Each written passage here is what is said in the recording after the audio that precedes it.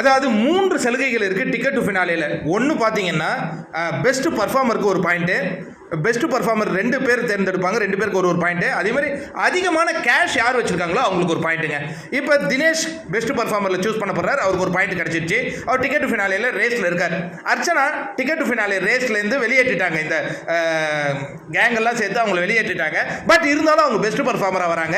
அவங்களுடைய ஒரு பாயிண்ட்டை வந்து அவங்க பூர்ணிமாவுக்கு கொடுத்த அந்த காட்சிகளை ப்ரோமோ 2ல் பார்த்தோம். இன்னொன்று இருக்கு இல்லையா, அதிகமான பணம். இப்போ பேட்டில் நடந்துகிட்டு இருக்கு இல்லையா, இந்த பேட்டிலில் வெற்றி பெற்றவங்களுக்கு பணம் கொடுப்பாங்க, தோல்வி விட்டுறவங்களுக்கு கொடுக்க மாட்டாங்க. முதல் பேட்டில் யாருக்கு நடந்தது? விஜய்க்கும் விக்ரமுக்கும் அர்ச்சனாவுக்கும். அதில் அர்ச்சனா வெற்றி பெற்றாங்க. நேற்று 3950 ரூபா இருந்தாங்க இல்லையா, இன்றைக்கி அவங்களுக்கு 3000 கொடுத்துருக்காங்க போல இருக்கு. 6950 மாறிய அந்த காட்சிகளை பார்க்கின்றோம்.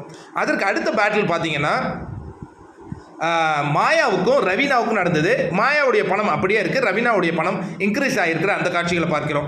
அதற்கு அடுத்தது விசித்ராவுக்கும் பூர்ணிமாவுக்கும் நடந்த போட்டியில் பூர்ணிமா வெற்றி பெற்றிருக்கிறாங்கங்க. ஏன்னா இவங்களுக்கு 6000 அப்படியே இருக்குது, அவங்களுடைய அமௌண்ட்டு தான் தெரியல. நேற்று வந்து 4000 சொச்சம் இருந்தது, 5 கொடுத்தா கூட 9000 வந்திருக்காது.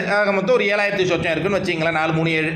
அதற்கு அடுத்ததாக பார்த்தீங்கன்னா இன்னொரு பேட்டில் விஷ்ணுவுக்கும் தினேஷ்க்கும் நடந்ததுங்க ஒரு பேட்டில்.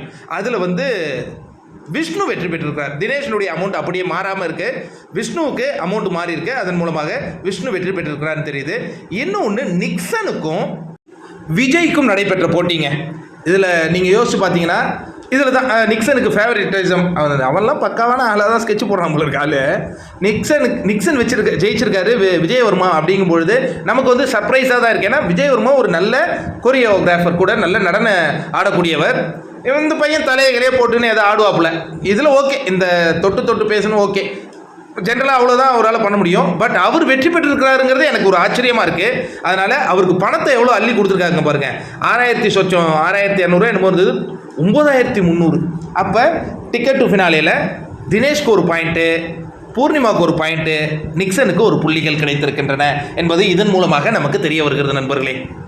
என்ன இது, நிக்சன்னா அதிகமான பணம். இப்போ நேற்று மணி அதிக பணம்னு சொல்லிட்டு உண்மையாக திறமையான மணியை கீழே இறக்கி விட்டுட்டு நிக்சன் இதை வாங்குறாரு. ஆனால் அது மாயா உங்களுக்கு சந்தோஷம் இல்லை? மணி வந்தால் ஃபேவரட்டிசம். நல்லா இருக்கிறா உங்கள் சமூக அக்கறை. அதாவது உண்மையாலே ஒருத்தன் திறமையாக முன்னேறி வரும்போது அவனை குரூப்பிசம்னு பொய்முகத்திரை போட்டு அந்த ரவீனா நீ பண்ண ஒரு பிளண்டர் மிஸ்டேக்கில் மணிக்கு தான் கிடைக்க வேண்டியது போச்சு பார்த்தியா? நீ போமா, நிக்சனுக்கு அதிக பணம் போங்க.